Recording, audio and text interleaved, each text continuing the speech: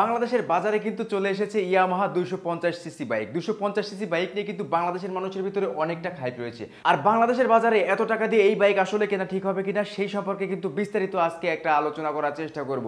স্ক্রিনের উপর যে বাইকটা দেখতে পাচ্ছেন সেই বাইকটার নাম হচ্ছে ইয়ামাহা FZS 25, অর্থাৎ 250 সিসির এই বাইকটি। আর এই বাইকটিতে ব্যবহার করা হচ্ছে 249 সিসির একটি এয়ারকুল ইঞ্জিন। আর ব্রেক হিসেবে ব্যবহার করা হয়েছে কিন্তু ডাবল ডিস্কের সাথে dual channel ABS। Dual channel ABS এর কারণে এই বাইকটা কিন্তু কমফোর্ট অনেকটা বেশি হবে। আর এর পাশাপাশি রয়েছে কিন্তু স্প্লিট একটি সিট, যে সিটের কারণে কিন্তু অনেকটা কমফোর্ট ভাবে আপনারা রাইড করতে পারবেন। আর এই রাইড করার কারণে কিন্তু আপনারা অনেক বেশি আনন্দ উপভোগ করতে পারবেন। ডাবল ডিস্কের সাথে যেহেতু ডুয়েল চ্যানেল ABS দেওয়া হয়েছে, তাই অবশ্যই বলতে পারি কিন্তু এই বাইকটা অনেকটাই কমফোর্ট হবে। এর সাসপেনশন হিসেবে যদি কথা বলি তাহলে আসে কিন্তু 7 স্টেপ অ্যাডজাস্টেবল মনোশক সাসপেনশন ব্যবহার করা হয়েছে, যার কারণে কিন্তু অধিক ঝাঁকিতেও আপনাকে আরামদায়ক একটা ফিল দিবে। আর এই বাইকটি অয়েল কুল ইঞ্জিন হওয়ার কারণে কিন্তু দুর্দান্ত মাইলেজ পাবেন আপনারা। কখনো কিন্তু এই বাইকটা গরম হওয়ার চান্সই থাকবে না। শুধুমাত্র ইঞ্জিনটাই দেওয়া হয়েছে কিন্তু 249 সিসি এই ইঞ্জিনের কারণে, এবং এতে কিন্তু মোবিল ইউজ করা লাগবে 2 লিটার, অর্থাৎ 2000 ml এর মোবিল ব্যবহার করতে হবে আপনাকে, যার কারণে কিন্তু অন্যান্য বাইকের তুলনায় এই বাইকটার কষ্ট আপনাকে বেশি